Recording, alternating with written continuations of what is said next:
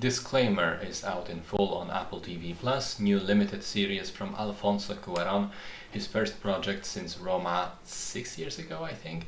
It's based on a novel written by Renee Knight, which I have not read, and it stars Kate Blanchett, Kevin Kline, Sacha Baron Cohen, Leslie Manville, and Cody Smit-McPhee. 7 episodes, around 45 minutes to an hour each. The show follows two main characters. One of them is Catherine, a successful journalist played by Kate Blanchett. She lives in London together with her wealthy husband and young adult son. It's clearly a mostly happy and comfortable life until she receives a book in the mail.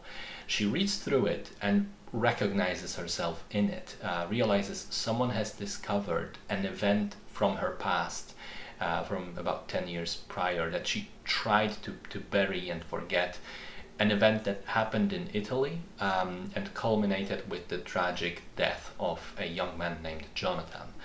Turns out the book was published by the second main character, Stephen, who is Jonathan's father. The manuscript was written by his wife, who has also since passed away, and it was based on a series of photographs that she recovered from that time in Italy. And based on those photographs, she sort of reconstructed the story of what happened. Stephen intends to bring this story to life, to light, to make sure that Catherine faces the consequences of what he believes to have been her actions. So it's a pretty heavy drama which explores the nature of truth, how truth can be twisted into a story presented differently or misunderstood, or by assumptions made based on incomplete information, but also how truth can be difficult to tell and then to sometimes defend by women in particular. Throughout the show we have these flashbacks which gradually reveal to us what happened in Italy a decade ago, but it's not until the very last episode that we have really the full picture. And as a result, it's a slow burner for sure, especially the first 2 or 3 episodes can feel like they're dragging a little bit. But I think the show rewards your patience with a very satisfying conclusion. A conclusion that on the one hand manages to twist things in a way which you probably wouldn't expect, but at the same time be perfectly in line with all we knew before and how the characters behaved.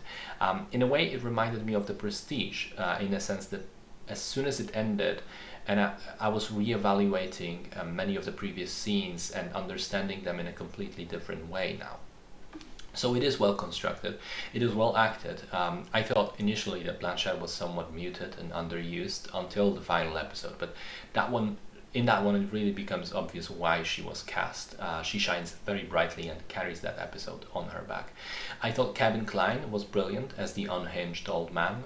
From the early moments there are signs that he's not well and that he might be going overboard with all of this, but initially you kind of sympathize with him and for a time maybe even root for him, until you don't.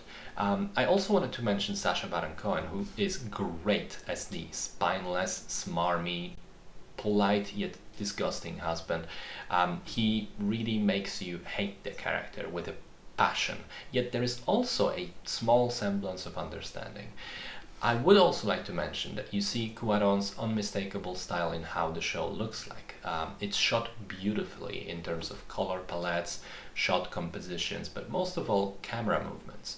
Cuarón loves long unbroken takes. Children of Men and Roma are fantastic examples of that technique, and he plays with that here as well, making the show a feast for the eyes. I often thought to myself that even though a certain scene is sort of maybe dragging, maybe slow, unimpressive on paper, it becomes fantastic to watch because of how it is executed. So I liked it quite a lot. It is in the end a pretty depressing and a harrowing series, but the story is good and the execution even better. So if you enjoy mature, well-made prestige dramas, this one is definitely worth checking out.